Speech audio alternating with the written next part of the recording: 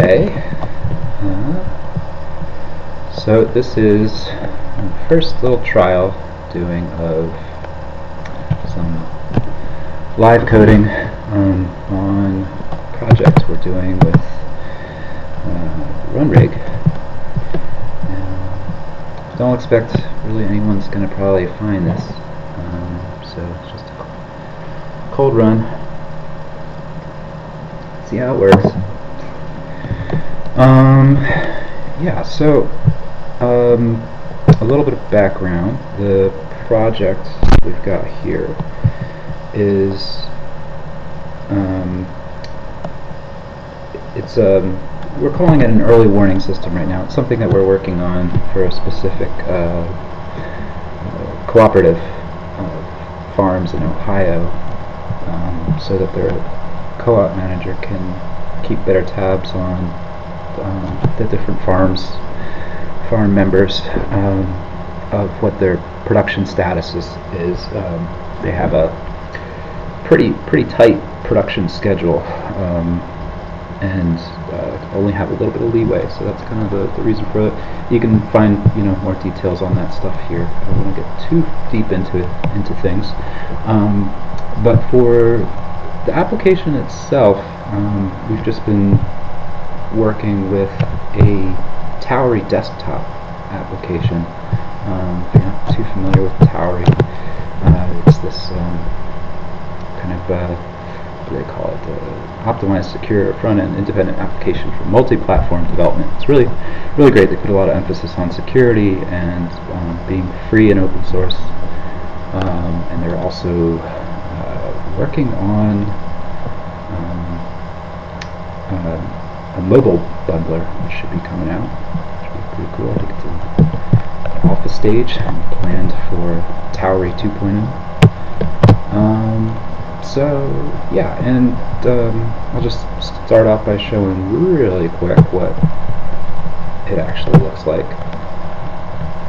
This is the code for it, and it works with HTML, JavaScript. We're using a version of it with Vite and Vue.js, and then it has Rust under the hood for the back end, which is nice. But if you're somebody who's like myself, more familiar with JavaScript, it's kind of set up like a npm project. If you want to do this, you can clone the repo and do it yourself at home. But and once you've installed everything, you just do npm start, and what that's going to do is run the Towery CLI, and there you go. You see the this is our very complicated application. Right now, this is just some sort of sample data, if you want to call it that. But yeah, real simple like that, and yeah, hopefully it kind of is self-explanatory. That was our hope, at least for this first iteration. Maybe not super useful, but self-explanatory. So close that. The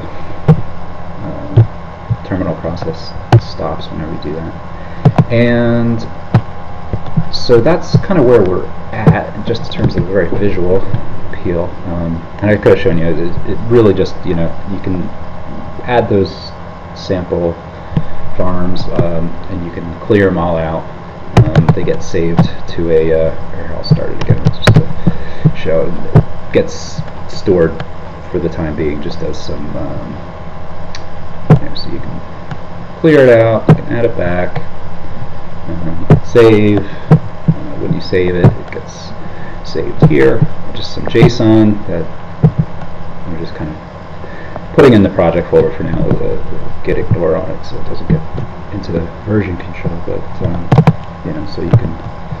So if I clear it out and then save, you should see the JSON goes to an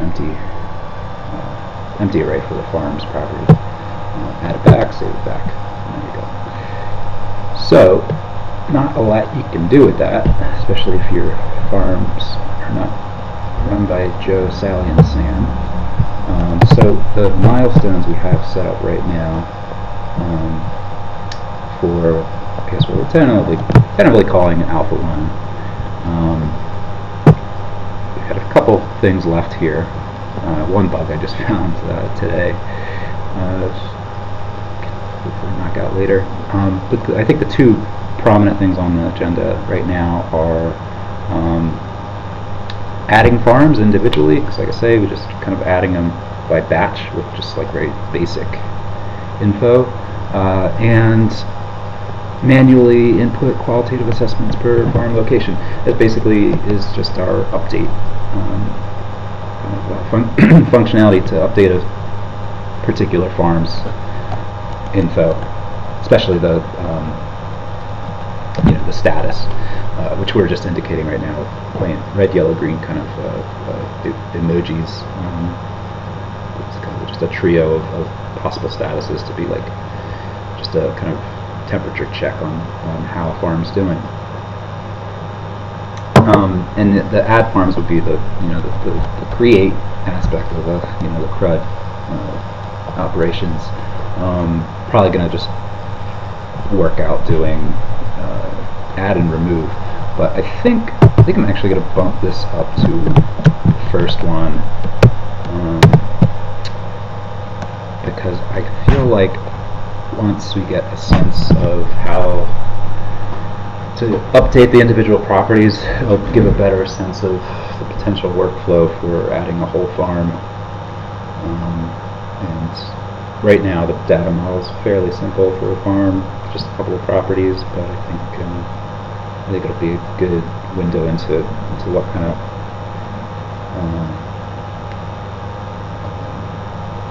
what do you call it? Just checking that the input is all correct, or at least complete. Maybe setting some defaults of some sort.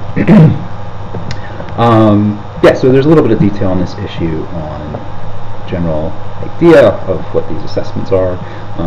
I should note too, buried in this in the main project's README, I think I linked somewhere to our design doc, which is something that we kind of drafted up a while ago after our interviews with the co-op manager, and it kind of goes through like the sort of basic ideas we wanted for this whole thing. And so we're kind of zeroing in on this, these kind of red, yellow, green assessments, like I said. But we're thinking in long term, that it's by no means limited to that. We could use any sort of additional quantitative or qualitative metrics based on temperature or soil moisture, things like that. But this seemed like a really good thing to go by. Just like the co-op manager, she'll occasionally just call or text somebody and just be like, "Hey, how you doing? You good?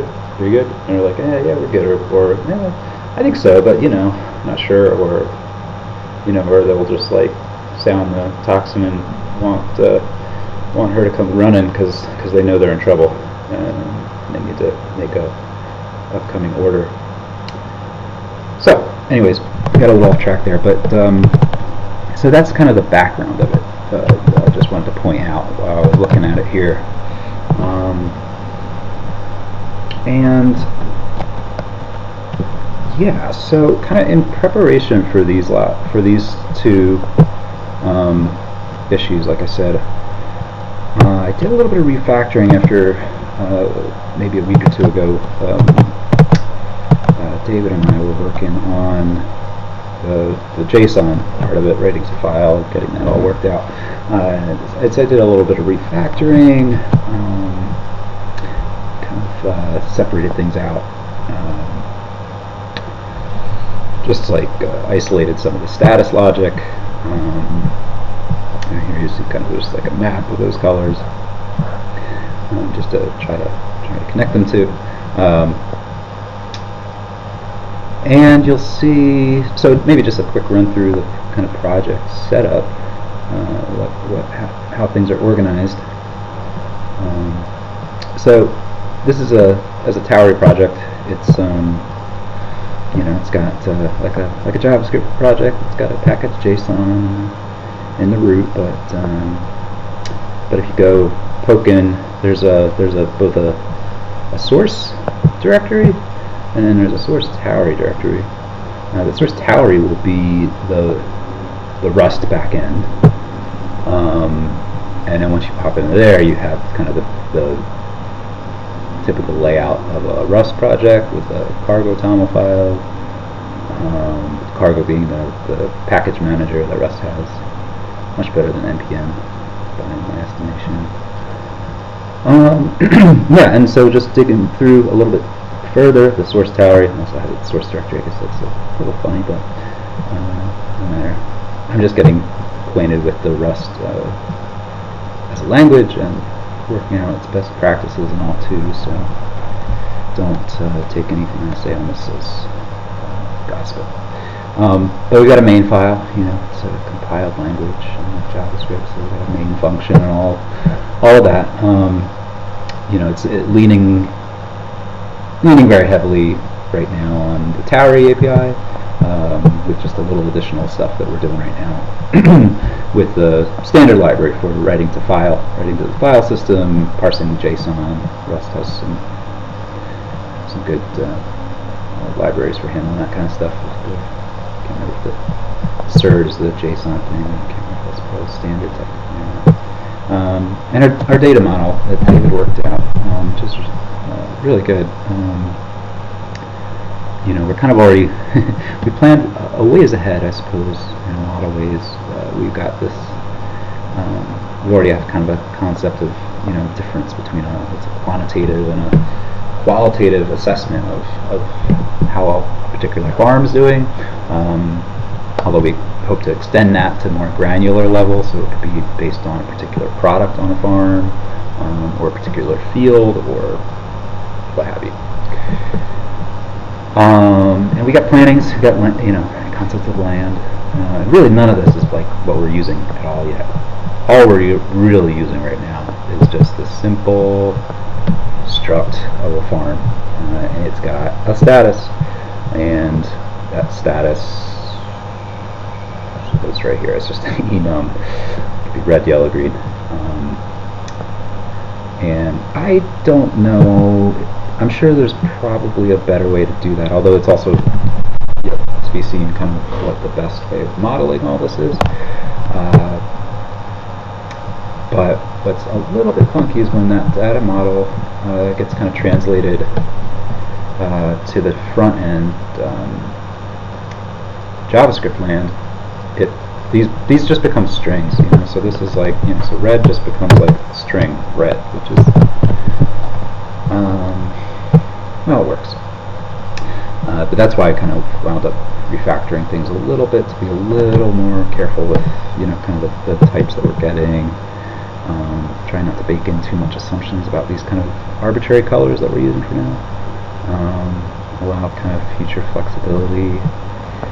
But yeah, that's the Rust end, at least. We got it's all saving, loading JSON files, which we're not open to always use JSON files, but it's a simple and easy format to use right now. Definitely a lot of thoughts on file formats, but that would be another can of worms, which we get into a little bit on the Runrig website. And then, so to jump back over to the front end now, we've got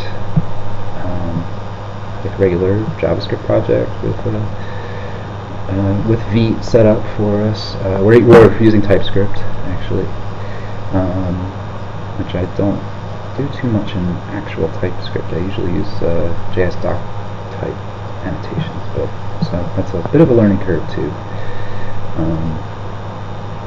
Kind of blowing up the novelty budget on this, but that's fine. So yeah, so we got our main TypeScript just loads Vue and loads the main app, and then of course for now it's got a lot in it, more than I would usually like for kind of the main root component of a Vue application, but we don't really have different screens or anything like that, and it's not very complex. So we got a template here, which is just basically HTML with a little bit of extra Vue stuff thrown in.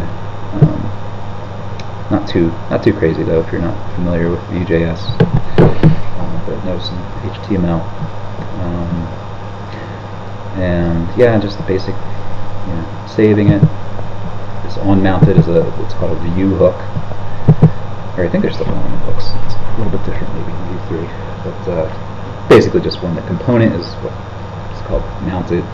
Basically when the whole, in this instance, since the component is the whole app, when the whole app starts, it invokes this load function, which is the part of the Towery API.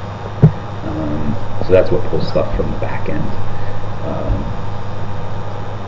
So then the rest does its bit, pulls from JSON, if JSON is there, sends it to the front end through this API. Yeah, we just push it onto a reactive Vue list, or array, I guess. So, not too complicated. And then more of the UI stuff. UI logic is just in here, really basic, back and forth on different layouts.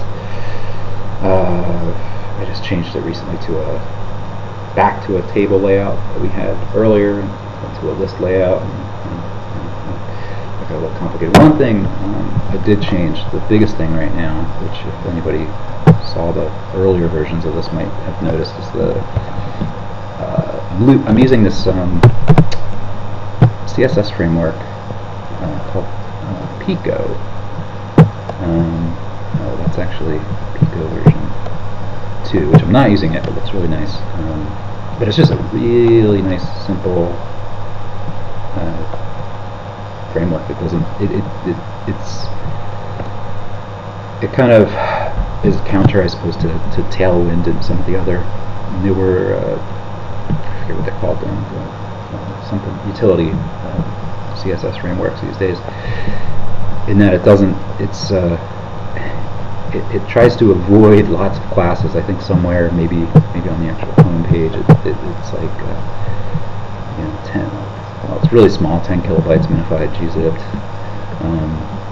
They boast like less than 10 classes, which is kind of nice. If you've seen the Tailwind classes, it's like long strings of just kebab case soup.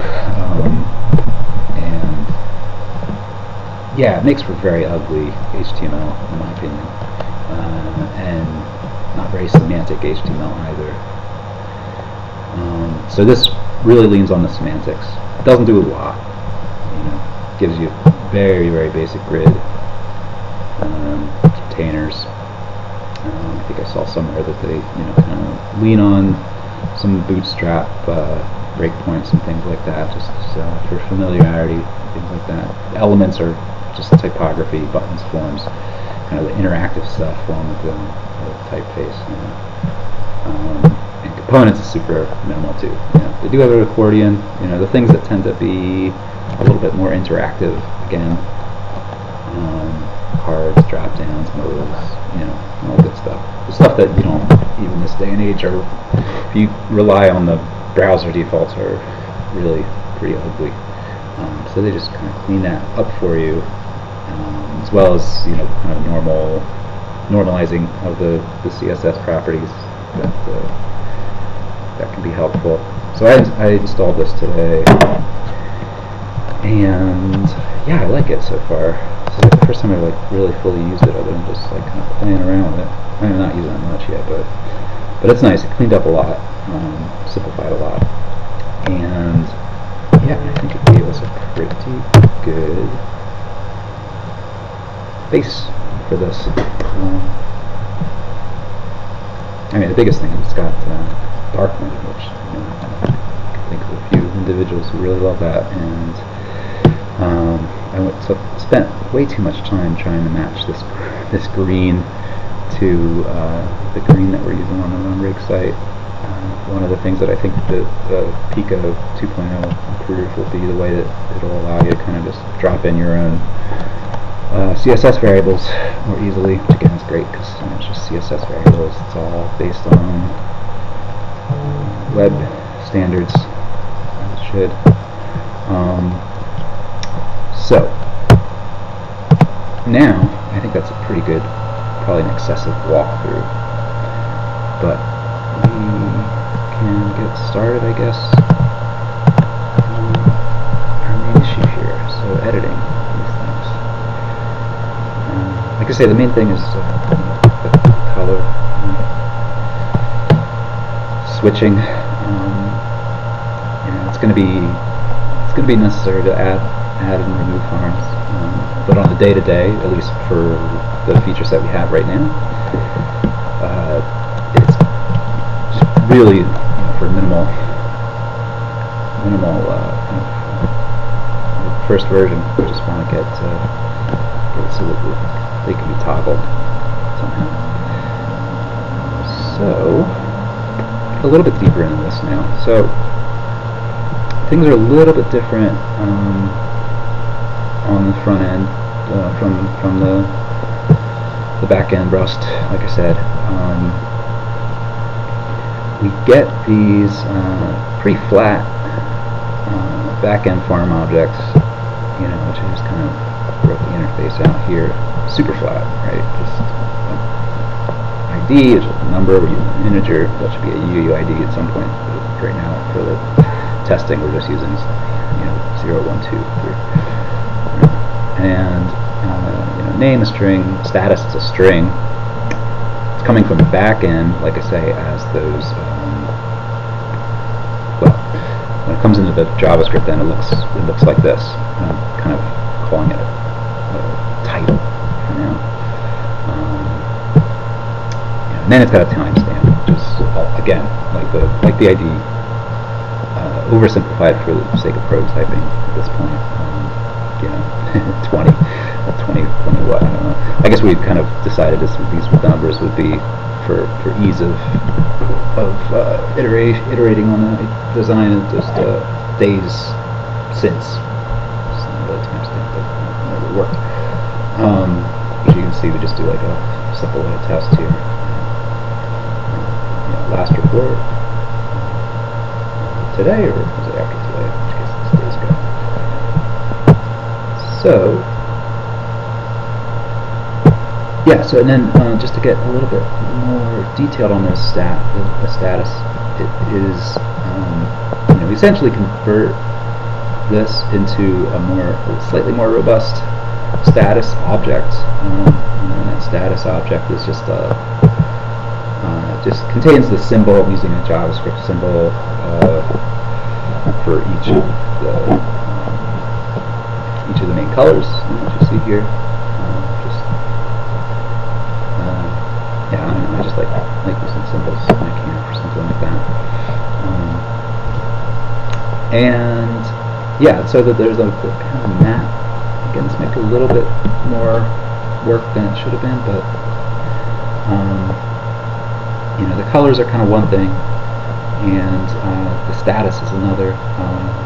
Over on the GitHub issues, I kind of went into a little detail as I was thinking about this. There's the colors themselves, which are just colors, and you kind of want to be able to just like define them in a dictionary of like what green is, what emoji is matched to, what title is matched to, but the status itself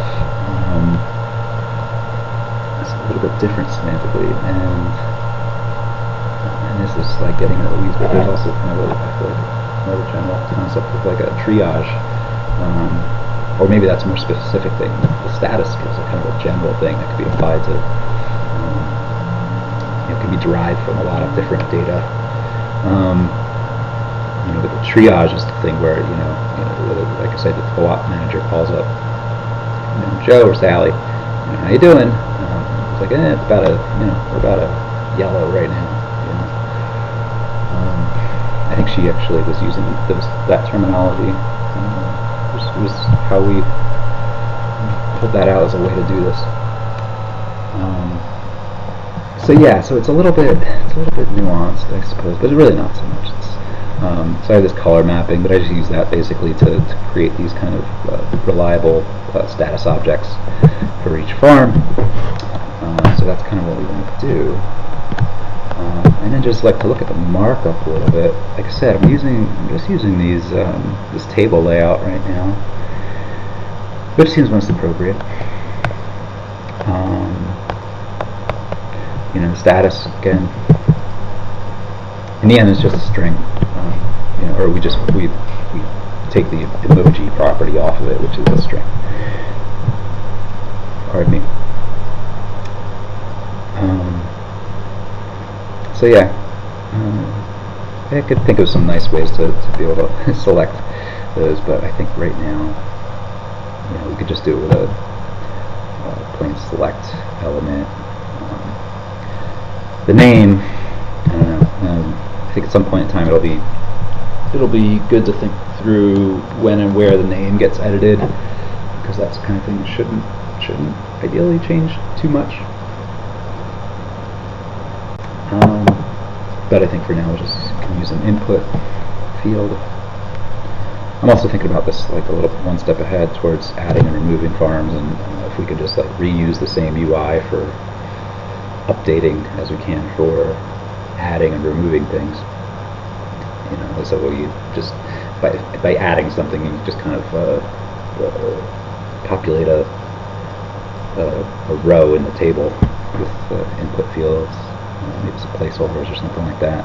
That way we don't have to like work out a separate modal or something like that, which we could do, but I'm trying to keep it really simple. Yeah, and I guess it's kind of maybe the easiest part, because that won't be really based. It will be based on user input, but it won't be manually revised or edited by the user, since we'll just pull a timestamp off whatever given time they set the emoji.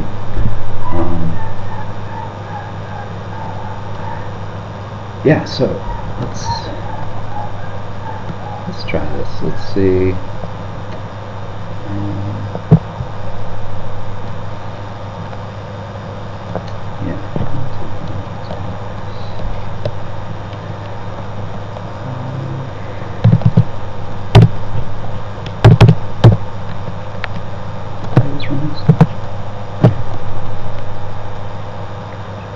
Oh, the other thing, you know, at some point these buttons are a little clunky and not really intended to even last through for the end of once we get to alpha 1 even, because I just want to make this stuff update in live time. You know, maybe give some like feedback on it, like kind of saving or saved kind of status, but my experience gets more complicated. It's less complicated to do things kind of automatically for the user, rather than provide buttons and make the user save it themselves. You can avoid it. So, yeah, so Vue has some different ways of doing things.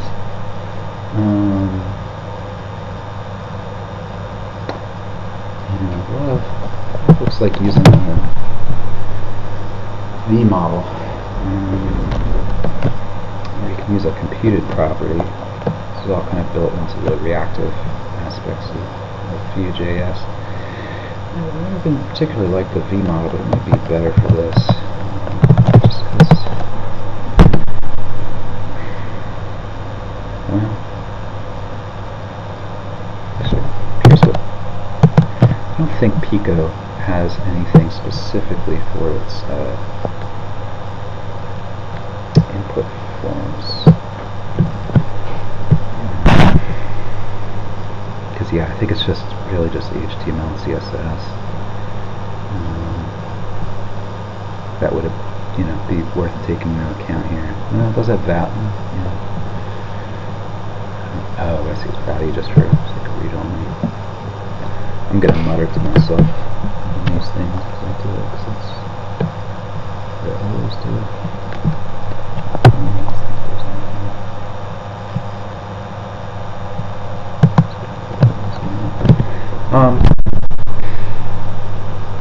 You know,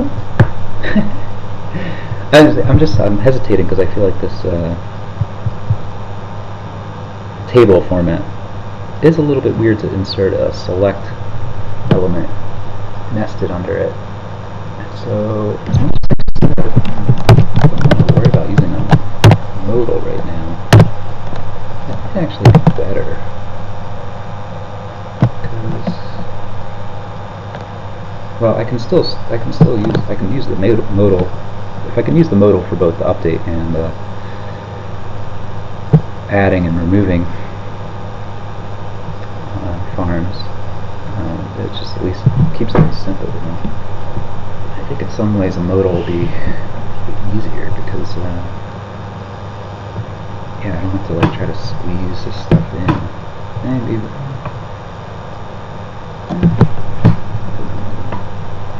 So what does the select look like?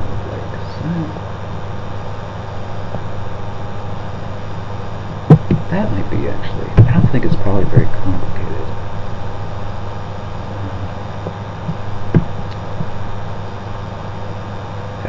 Validation. That was the word I was trying to think of earlier.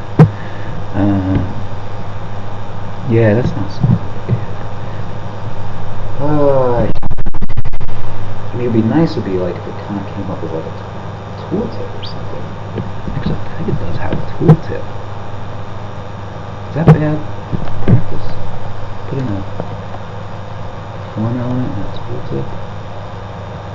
Because I'm thinking about it like, you know, the emojis are super simple. I mean, it's literally one character. I suppose it could put the text of the title, like as I termed it, for each color alongside it, but oh, here it was. Utilities. Tooltip. Oh, tooltip in that sense, like a hover tooltip. Well, that could still work though. It is pretty. Yeah, see, I like the idea of like if you hovered over the status, right? You get a little tooltip, and in the tooltip you can kind of select from these three. That'd be nice. I kind of like that. Again, I don't know if that's bad practices to put form elements in something like that. But I guess maybe we don't have to call it tooltip. But if I can repurpose this, you know, tooltip styles to some extent, make it a little bigger, and then it's just kind of a hover item. Right now we are just working on the desktop. I don't want to be totally insensitive to the idea of touch screens, but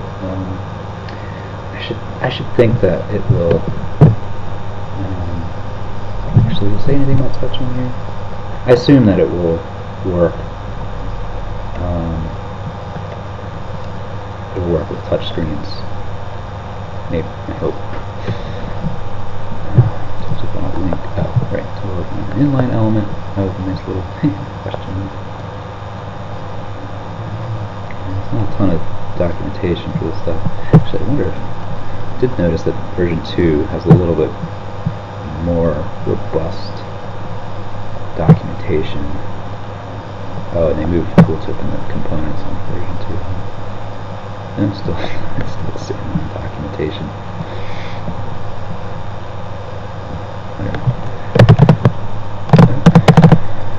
So, yeah. So let's try it. Let's just see what tooltip looks like on the table element. And how does it work? Where do you put it?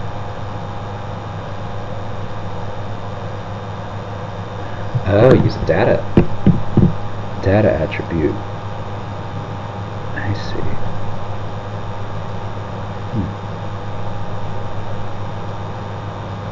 So you wrap it. Okay, so they're like even using like an emphasis element here, or a link, or a button. Yeah, maybe I could put it. I could put it on this like whole cell, this whole table cell on its own. Open up the dev tools a bit here. Super super happy with the dev tools from this, because they're using web views, not like a full Chromium browser like Electron does, but the dev tools are not quite used to yet. I'm too picky. But yeah, so this is a larger box. It could probably afford to be smaller, but to some extent, I guess having that larger box as a target for hovering, I assume, right? That whatever element you put the data element on, or data attribute on, it's going to hovering over anywhere over that element will provide the tooltip. Let's try a simple. Start simple, right? Let's try adding into this. So tooltip.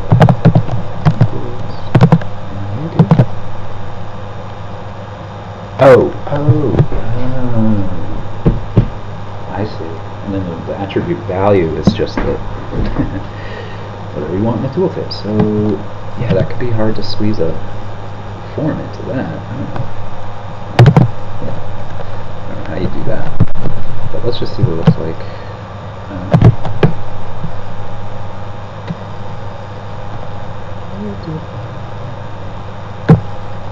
Let's just be consistent here and import these red, yellow, greens from the status.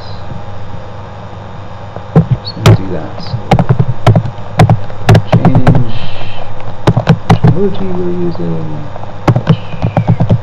what might be changing.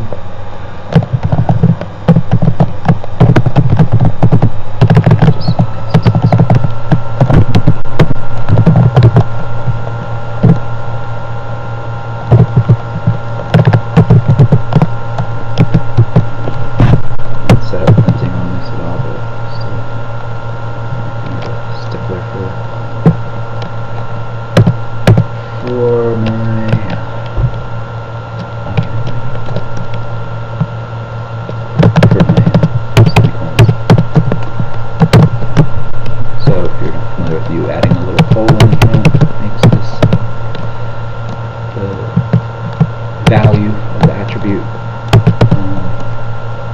essentially JavaScript. So I can add, well, I'm going to use a string literal.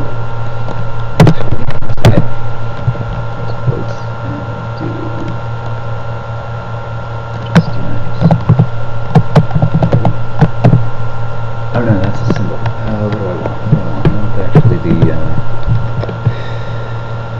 oh, the color map, but I didn't export that. Okay, so this would be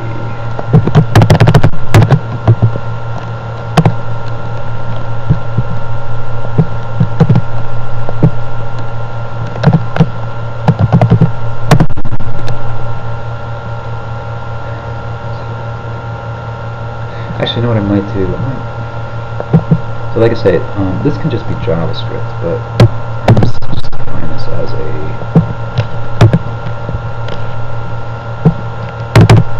variable up here.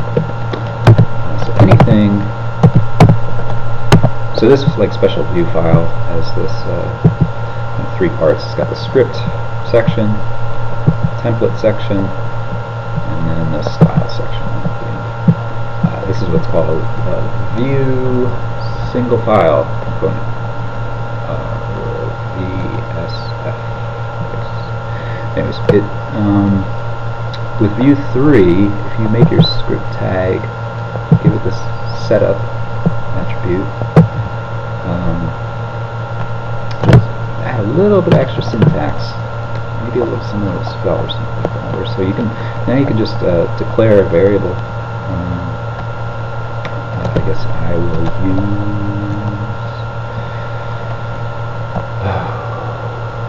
steps. Then do string literal.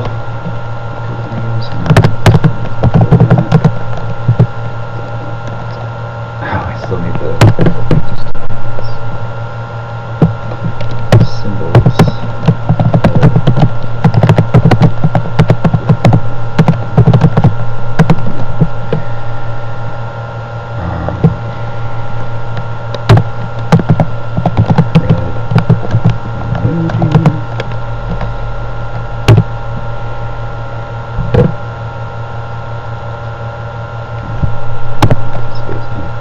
I could just actually. Where's the string go?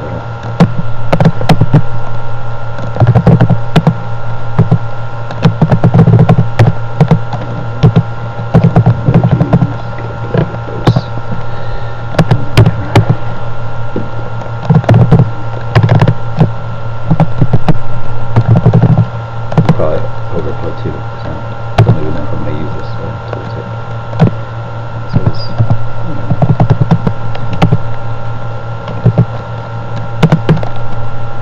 okay. Right. Okay, so now what I can do here, like I said, adding the columning to JavaScript, so I just do status colors, distribute a string. Let's see what happens. That's weird.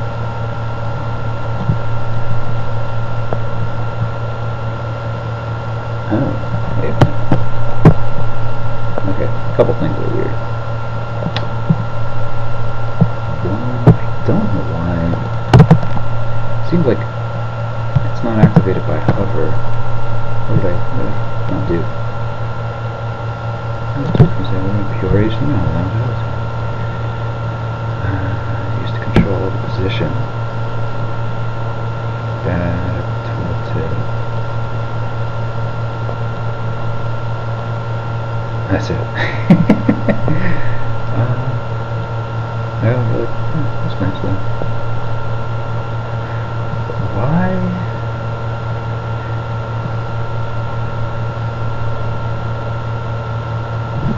I wonder if it's because I'm not using.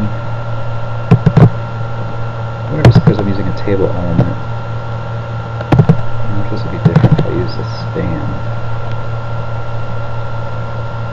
It's wrap. It's wrap the emoji. Well, then I'll be.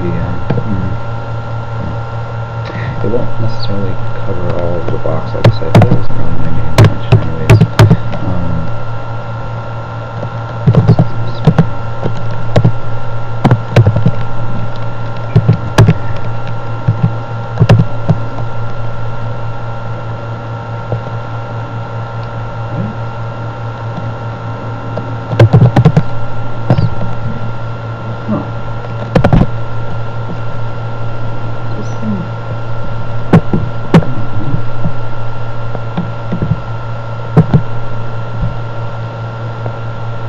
I think something might be frozen here.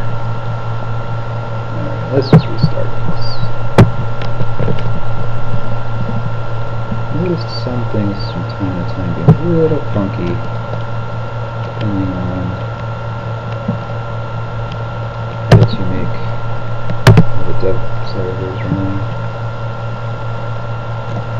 Things get picked up by that module reloading. Ah, see, this is weird. It's got these lines, and I guess that's. Oh, wait a minute, though. Oh, yeah, it worked though.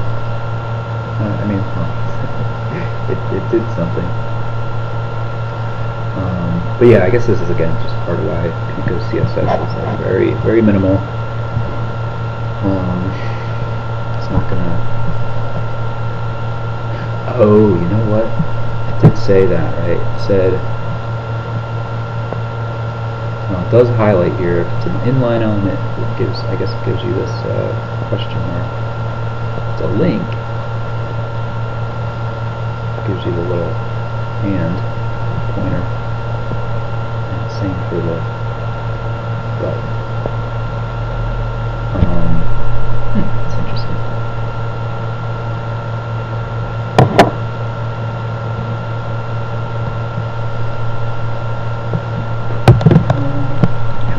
Override that, so I need to focus on that so much right now, I guess.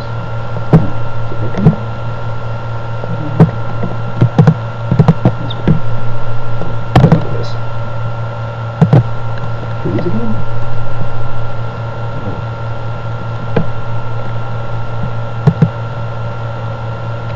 Oh. There's, as you might see in the console here, there's a lot of stuff we should clean up at some point. This has been from the Rust backend.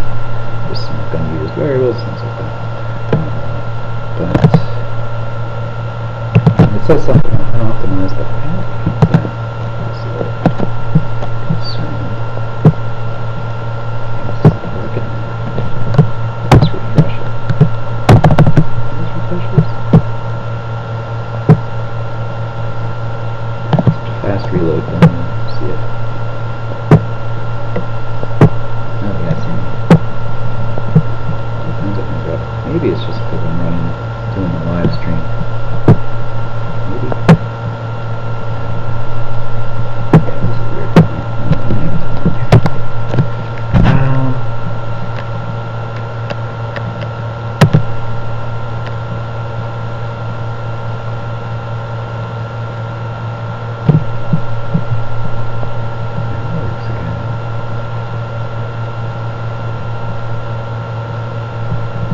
It seemed to work until I switched window.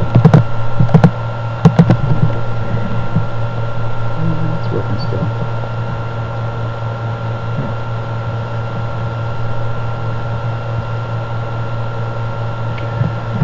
Well, you got me.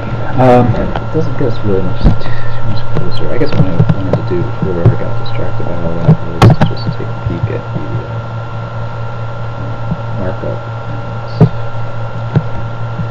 It's actually doing it for me here. I assume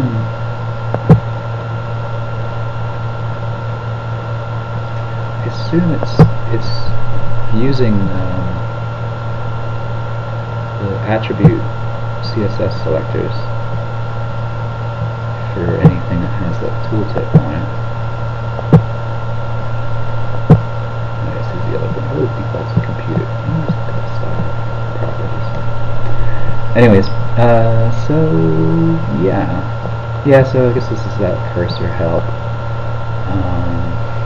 Data tooltip. Oh, I see. Okay, it's using a pseudo selector there.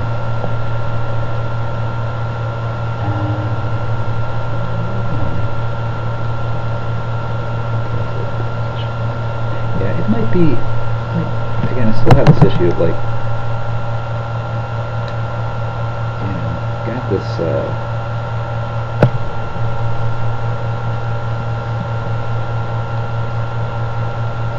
Well, yeah, it doesn't really form. I was just starting to say, I've got this issue of like, how do I squeeze a form into a string on the HTML attribute? But I don't need to do that. No, I suppose. Okay, what is it doing here? What is it doing here? I guess I kind of would. I need to at least know what the mouse position is. So what I'm thinking is there like some way to, see, well, that's another issue. If you hover over the tooltip, it doesn't necessarily stay because you're not hovering over that span element. So that's one thing. Yeah, I'm seeing there's a lot of things with this that don't work out of the box, which make me think it could be not the way to go.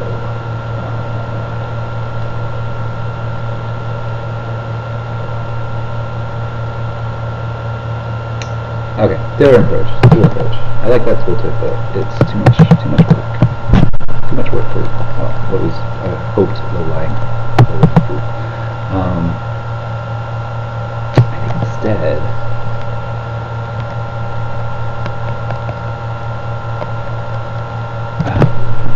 the thought I just had is like, okay, what if we made this super simple?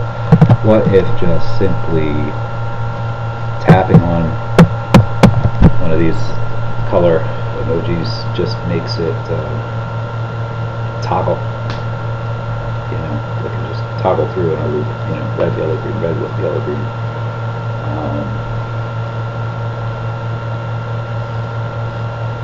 There's a couple things with that. So ideally, and this is going to be an issue no matter how we do it, ideally, this list is going to sort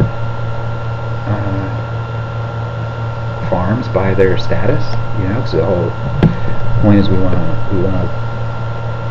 bring kind of attention to farms that need attention, right? So we want those to kind of always sort to the top and make a bubble up, which, like I say, is an issue that we'll have to deal with no matter how we change the status. Right after they change it, right? Is it gonna just jump? Is it gonna wait? Is it gonna bubble up slowly? It's like an animation. Probably for right now, we're not gonna do anything. We'll just like maybe sort it on that like load action. Right now, I suppose we could do it on the save action too. Presuming users at a kind of a stable point when they're saving, anyways. Yeah, and I'm thinking about that for this toggle behavior, because if you're clicking through and every time you click once, it's like, oh, it's up here, now it's down there. That would be a pain in the ass. But yeah, I think there's ways we can overcome that if and when we get to the point of resorting those. I think kind of the blur,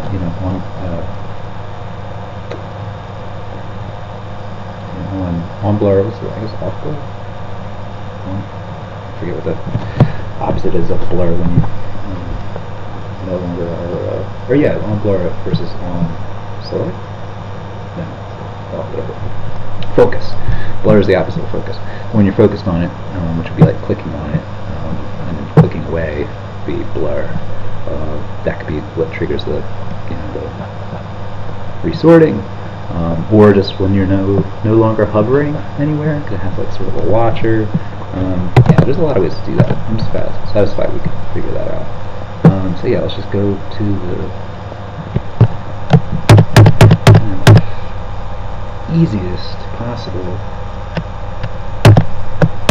way we could do this, which is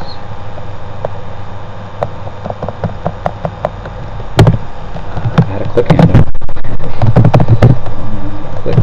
So this is the view syntax for click handlers. They've got this nice little shortened syntax just in the at symbol. And then we want to do.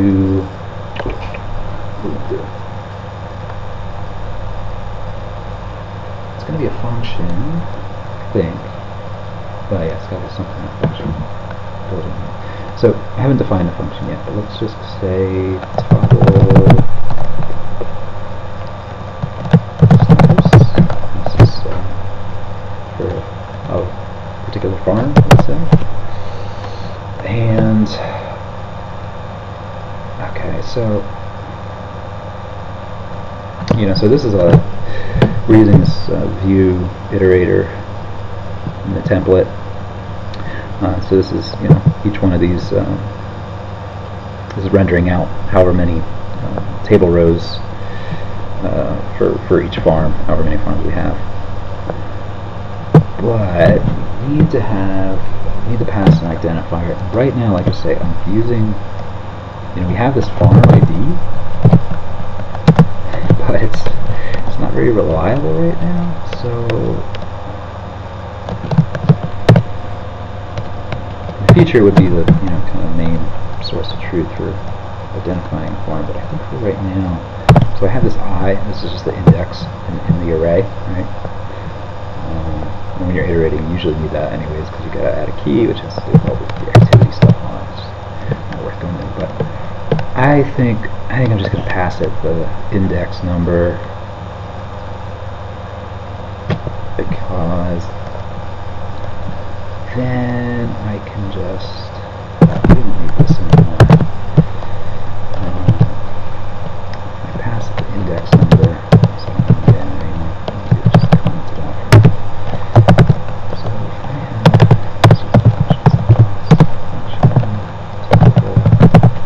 status, index.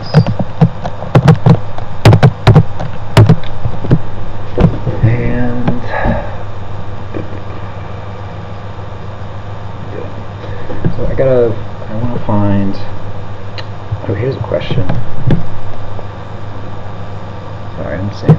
jumping from one thought to another before finishing one. But so with Vue's reactivity system,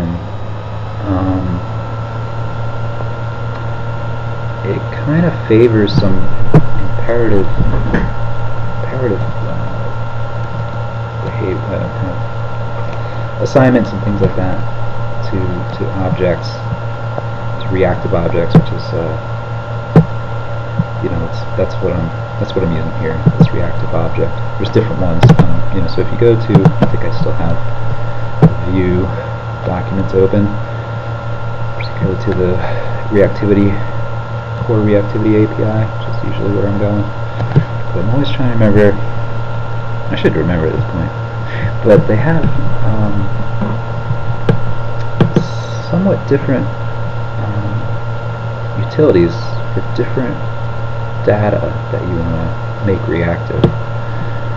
This ref is something you can use just for like a primitive value. You could use it for compound values too, but so if you just had an integer, like the example down here, like using a count,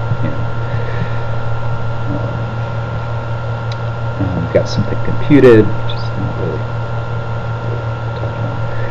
So reactive can take objects, and then I guess it's part of the advanced. So in the advanced options, you also have shallow versions of all this. So you have a shallow reactive. Unlike reactive, there's no deep conversion. Only root level properties are reactive. Root level properties are reactive. That's interesting. Okay. But yeah, okay. I was trying to remember because it used to be Vue 2, I think it was a little bit muddier in terms of like you didn't get deep reactivity by default, basically with the old system. But I believe now it's deep reactivity. The reactivity is deep. There you go. Affects all nested properties. Okay, so the reason I'm bringing this up is what we're going to want to do.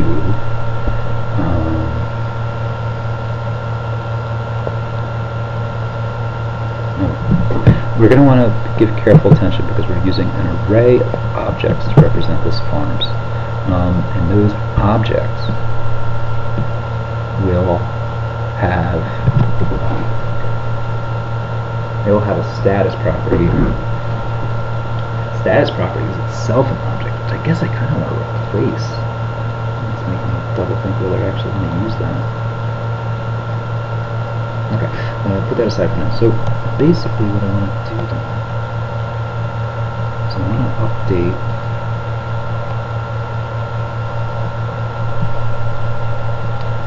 what's the example I'm looking for? I'm looking for something yes, this is using that weird syntax. But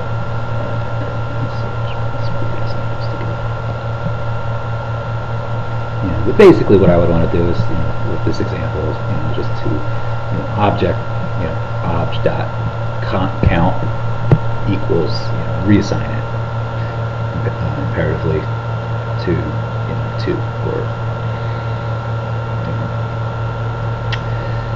so that's what I'm going to do. I'm thinking again about this issue.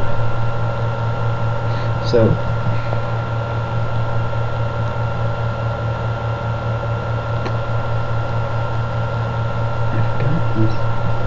status objects, right?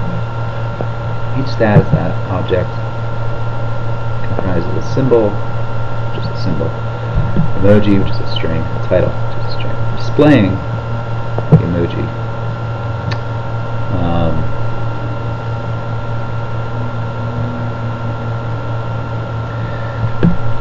But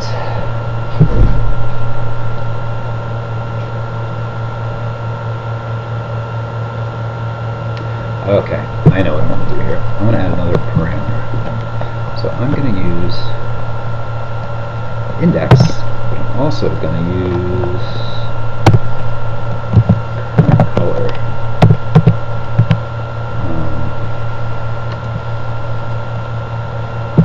Or let's just say sim. So I'm going to going to use the symbol. I'm not going to use the whole object. What I'm going to do is I'm going to send back the form.status.symbol. Alright, so this is going to be the symbol, which is like the kind of the real identifier for those color objects. And then I think I'm going to defer the real part of this logic to the parent component, map.view, the pattern I've come to like. So one thing, yeah, I think you can definitely get rid of that. One thing that View has, similar to, I guess, context and certain things that React has, is they have this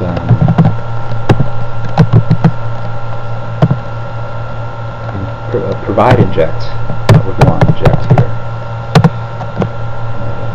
utilities. Essentially what it does is you can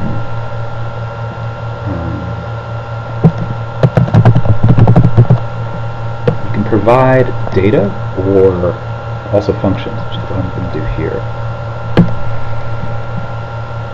You can provide functions in parent components.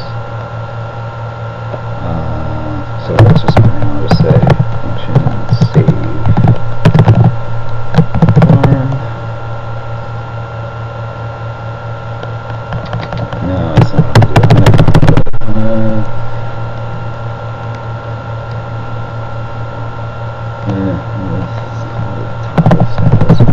I might actually end up just passing.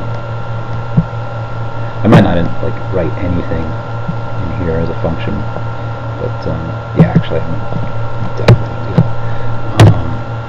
So, alright, back to the beginning here.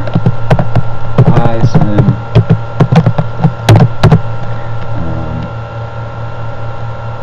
Yeah, so and that's going to be our function.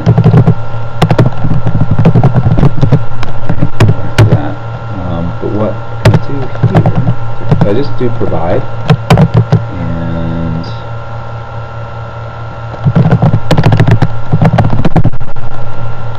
I forget what the style conventions are for. I'm not sure if that should be kebab case or camel case, but I'm going to stick with camel case. So I can rename this if I want, but just toggle status. So I'm passing the function into provide, this is the parent component, and then what that does is to kind of avoid what's called prop drilling, is you can then inject. Actually, assign something. Status. Syntax gets a little wonky when trying to talk about the type. So inject status. Right. So now we should get that function there. I suppose I'm trying to be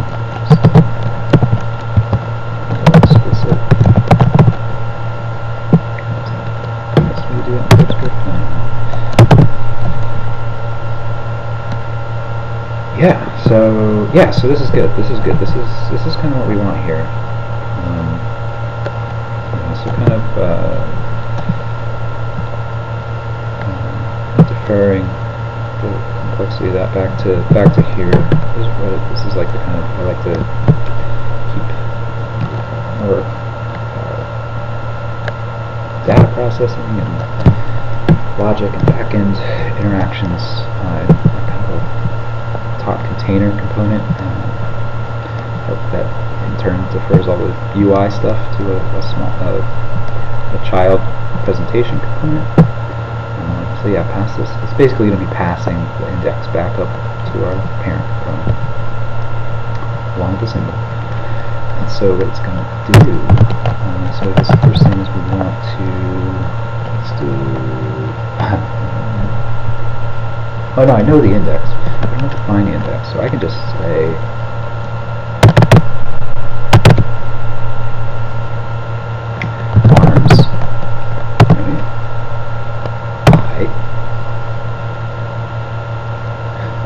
be where I actually I might need to say value. So what I was saying before, non-wrapped, ref unwrapping, the ref unwrapping. So these reactive arrays and objects aren't really just objects and arrays. Using ES proxies to make them behave a lot like an array. But sometimes what you gotta do is you gotta use this like count.value. You don't always have to, and sometimes you can do both. But sometimes you have to do count.value, and that unwraps the target value. This is what they call it. Yeah, again, that's fine. It's fine in view 3. Let's just do it. Let's assume we don't have to do that. So just basically grabbing that index farm array, and then we want to take the status, right? See, this is where actually probably wouldn't even need to send that symbol back, because now we know which one it's referring to. We know what its current status is. And this is not an asynchronous process in any way, so we don't have to get tripping over on the feed if some change hasn't propagated. We got some lag or something.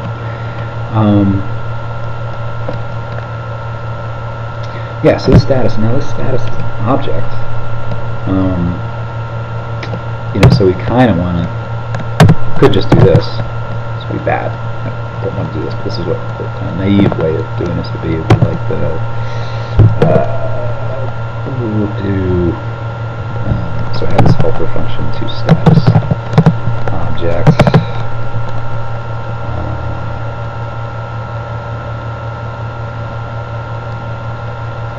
Well, let's figure out what. Here, let's do an assignment.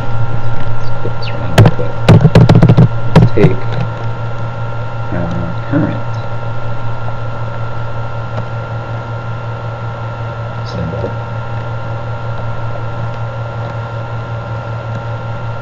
Yeah, we don't even have to do that. Sorry, I'm talking out loud, and it's probably not very flattering to me. Thought process.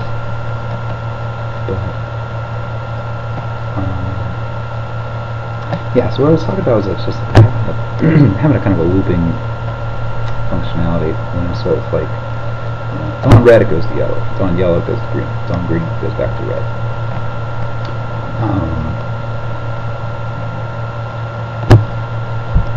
And so we just need to, if this could be verbose, but if it's in red,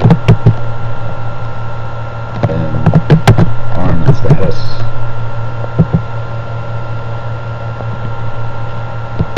equals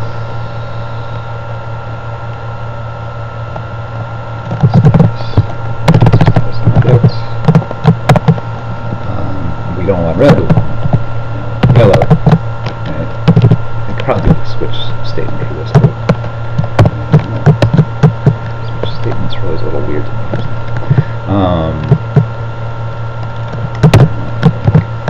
Green.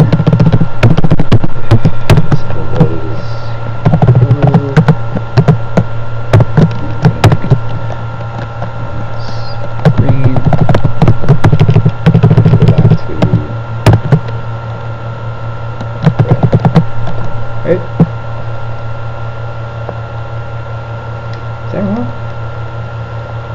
Looks like that would work.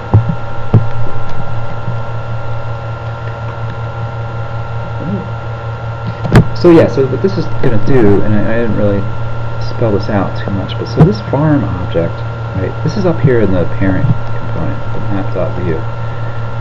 It gets passed down to our list. Right? Our list is right here. And we've got it, I don't know if it really needs to be its own list, but I wanted to separate some of this stuff out into a separate UI. So it gets passed down here. We've got the farms, one and only prop. So the child component has access to it, but it's basically just passing down those farms, and those farms are reactive, right? So to model this, if you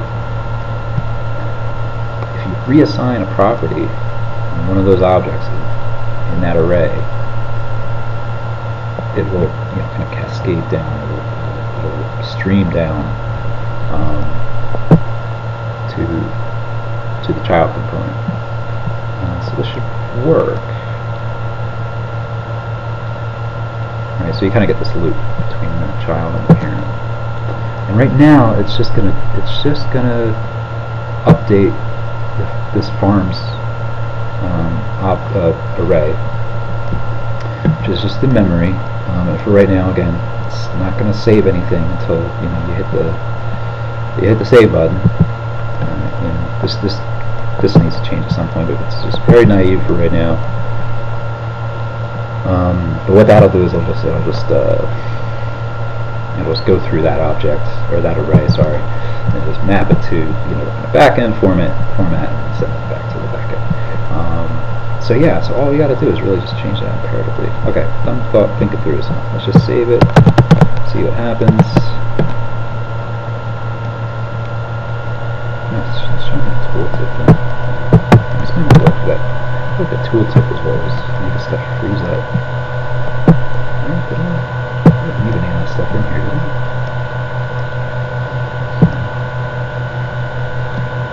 Okay, I gotta restart this. I don't know what that is. I hit the persistence. Now that tooltip stuff's off on there. I hope it wasn't the tooltip stuff to start either. Oh, wait a minute.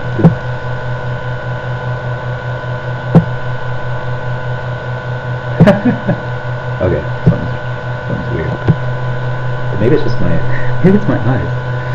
It's like one of those optical illusions, maybe. I thought I saw this one turn yellow, but I think that might have just been the contrasts. No, I don't think it did.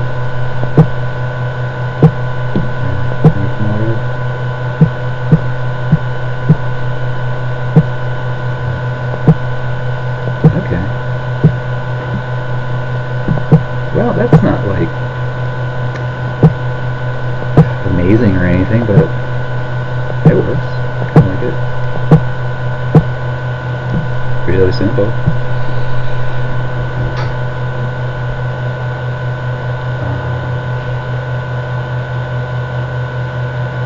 Yeah, and like I say, I don't know that this needs to be a function parameter, but since I've already done it that way, I don't know it's that way.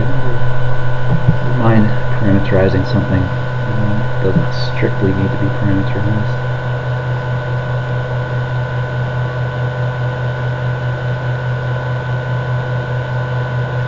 I guess one question this made me think of too is my implementation of this thing. I'm not like, I don't want to be leaking state between the different farms through that object. I'm creating a new object though, I believe, for each one. So this is kind of, so we'll have convolution. The toStatus object is basically kind of just deferring back to two other functions.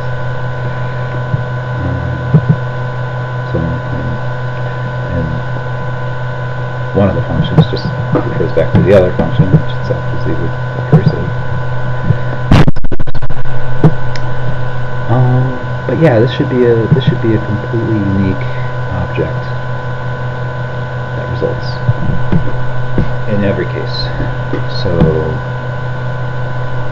why I'm concerned about that is because just, I am using property reassignment here. I was worried that and this is why maybe I was imagining this, why I was worried about assigning to this status object, right, that's on this farm. Should be a different object from this if I here is 0, it's index 0. It shouldn't change the status for, index 1 or 2. But if it was just a reference to that to the same object, that could happen. I think we're safe. I think that was just a figment of my imagination. Yeah, that's good. Oh,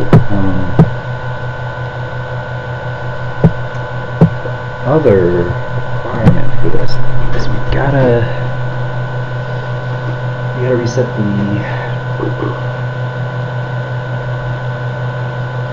the timestamp too.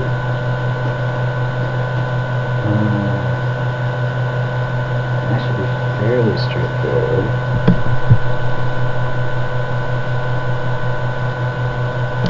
Yeah, see, I feel like there's going to be things I don't like about this pattern, just because it's going to be,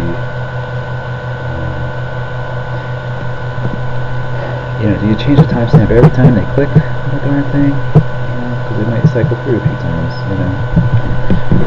you might rethink it, go back, whatever. What if they accidentally do it? That's another issue. If they accidentally tap on it, they didn't mean to. Need to be able to revert it somehow. Those are issues. Well, I'm not going to worry about that right now.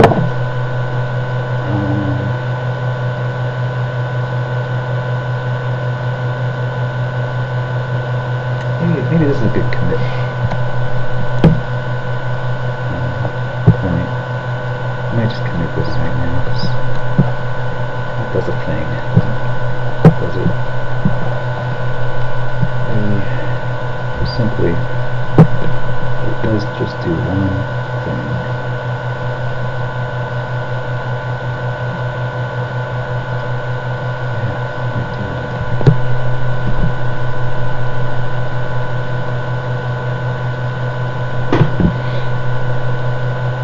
See, what I could do, I might want to do it separately, is just like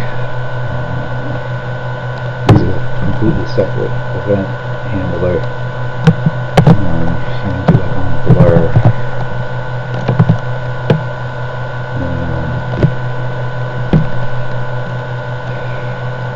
do, I don't know what to call it, but something like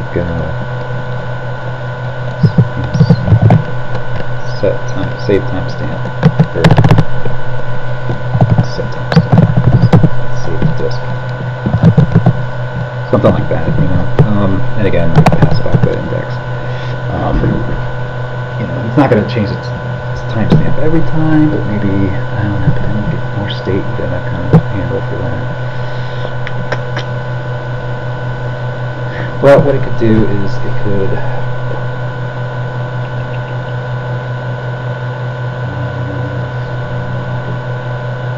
thinking should only change the timestamp if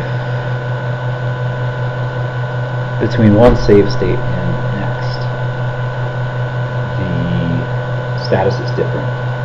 So even if they toggle through all these, but went back to green, it started at green, they toggle through as many times as they like, goes back to green, and then they hit save. For now, at least in this iteration, don't want to reset the timestamp for that.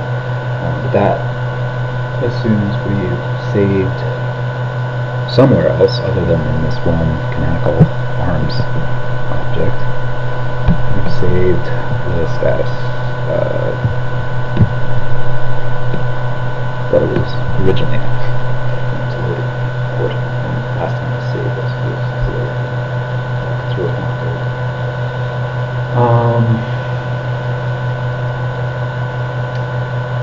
Yeah, so somehow we're going to need to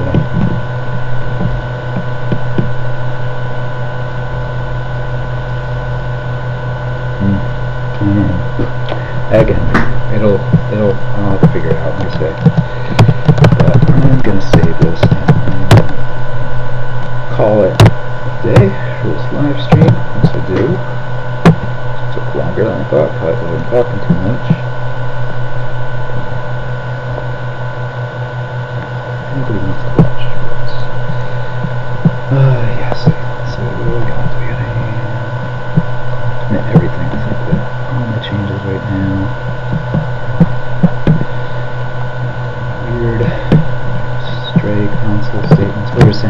do. Toggle status. Oh, you know what? I'm just curious one thing. I'll try. I save this. Maybe I should update my JSON. Oh yeah, all red.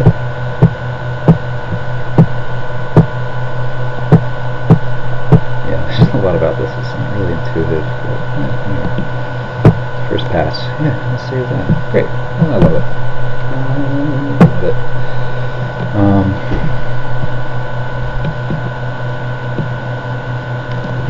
So yeah, just toggle farm status. Rudimentary. All the app stuff.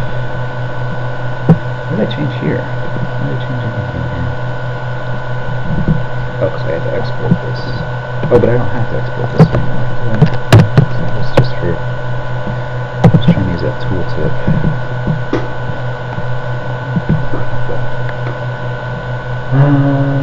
Farm list. Right, yeah. Stage to the left.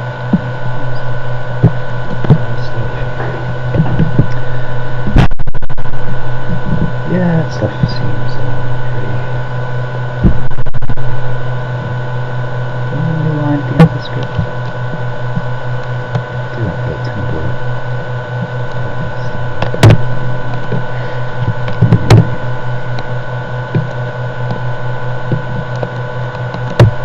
Save that. This stuff's good. Yeah, extra white space is helpful now. Yeah, that's it. Alright. So, branch.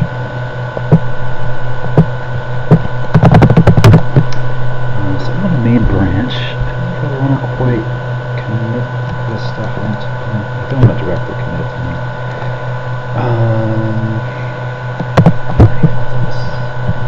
I forgot to check out a new branch. Stage. Let's call it update status.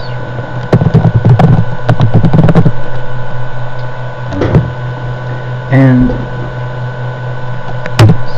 yeah, cool. So now I can commit that. I'm gonna push it up to origin for the moment. I think long term, I don't like having a lot of branches on a main repository like this. But for right now, just for ease of people being able to see these changes, if you wanted to check out this update stuff, who you is right now listening to this, but if somebody wanted to check that stuff out, they could.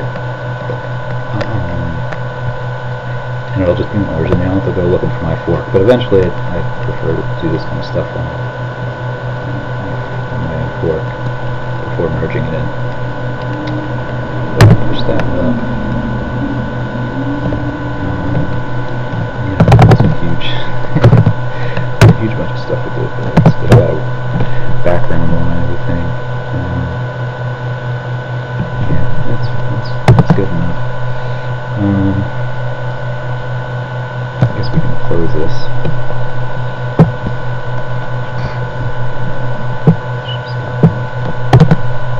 And yeah, I'm not closing any issues after this. I'm not sure what time it was that I started. I think it's maybe been an hour and a half. Yeah, so that stuff's going to go in pace. Yeah, and I don't know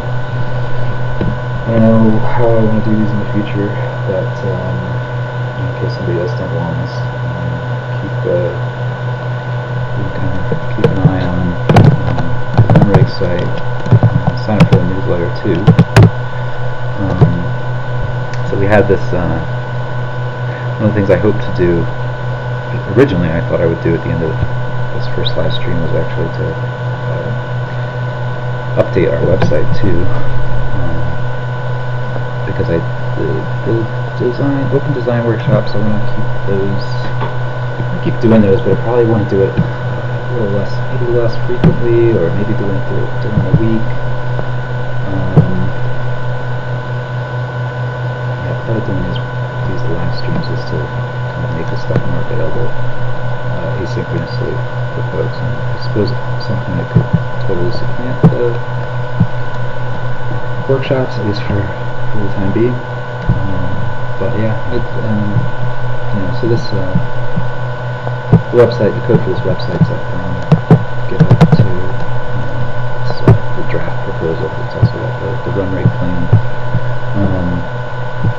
Using the same thing for the website. Yeah, just to say that I hope the live streams in the future don't have to be strictly about coding stuff. Probably a lot of that, at least for now.